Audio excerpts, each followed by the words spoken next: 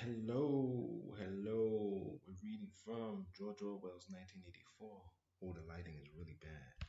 Lighting is really bad. But bear with me, we'll work it through. That's why I need more support. I need more support so that these videos can get better. Can't do it with two subscribers here and 3 subscribers there and no money coming in from the YouTube. You guys got to step it up. Um, let's continue.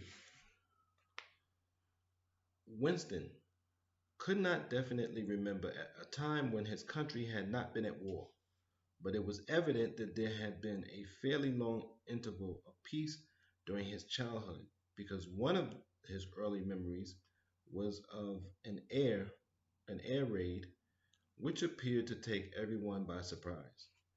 Perhaps it was the time when the automatic bomb had fallen on Colchester.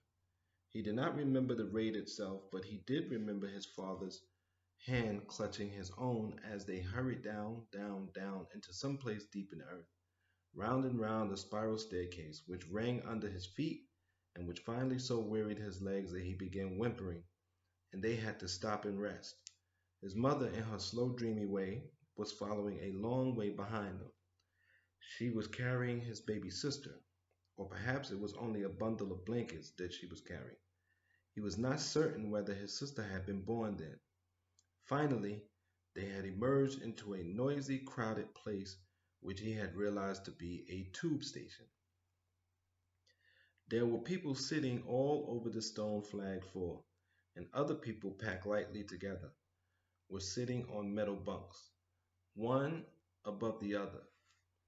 Winston and his mother and father found themselves a place on the floor, and near them an old man and an old woman were sitting side by side on a bunk.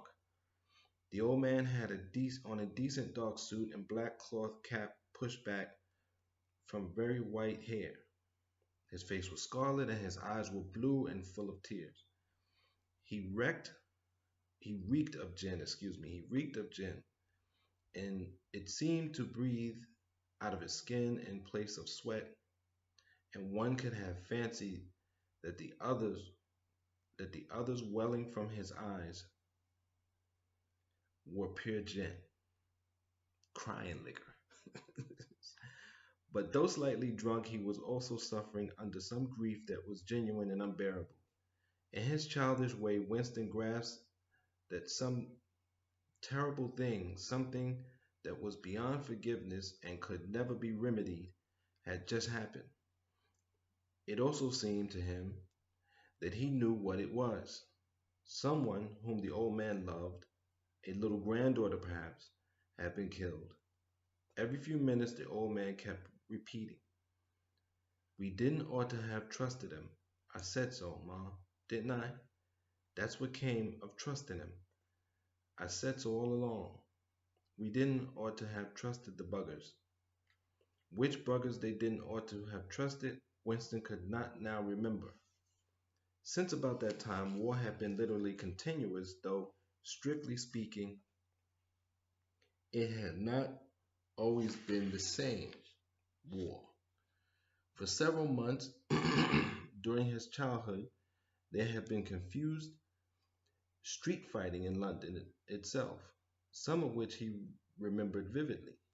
But to trace out the history of the whole period, to say who was fighting whom at any given moment, would have been utterly impossible, since no written record and no spoken word ever made mention of any other alignment that the existing one at this moment. For example, in 1984, if it was 1984, Oceania was at war with Eurasia and in alliance with East Asia. In no public or private utterances was it ever admitted that the three powers had at any time been grouped along different lines. Actually, as Winston well knew, it was only 4 years since Oceania had been at war with East Asia and in alliance with Eurasia. But that was merely a piece of furtive knowledge, which he happened to possess because his memory was not satisfactorily under control. Officially, the change of partners had never happened. Oceania was at war with Eurasia. Therefore, Oceania had always been at war with Eurasia.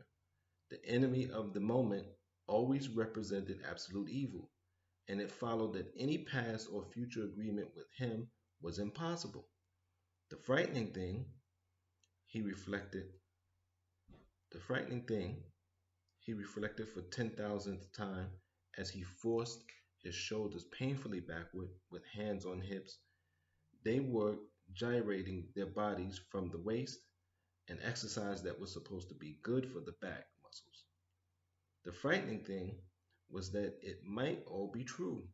If the party could thrust its hand into the past and say of this or that event it never happened, that surely was more terrifying than mere torture and death. That's why you got to study. And you got to study documents.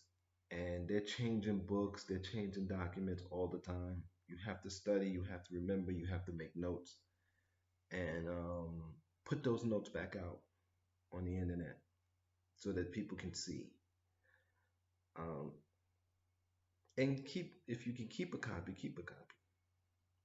But it's important to keep your mind on who's fighting who and when and where, because they can make enemies at any time. And also, I'm 49 years old. United States has been at war my whole life. At first, it was what a quote unquote Cold War, where we were sending troops to parts of Africa, parts of Latin America, so people were actually dying. Um, then the Gulf War in 1991, when I was early 20s, and since then we've been fighting the Middle East from that point, from 91 till today. I'm trying to think of who else we've been at war with. Yes, I would say that. And I was born in 71, so we were still in Vietnam then. So the United States has been at war my whole life. And that's something we need to think about and not forget.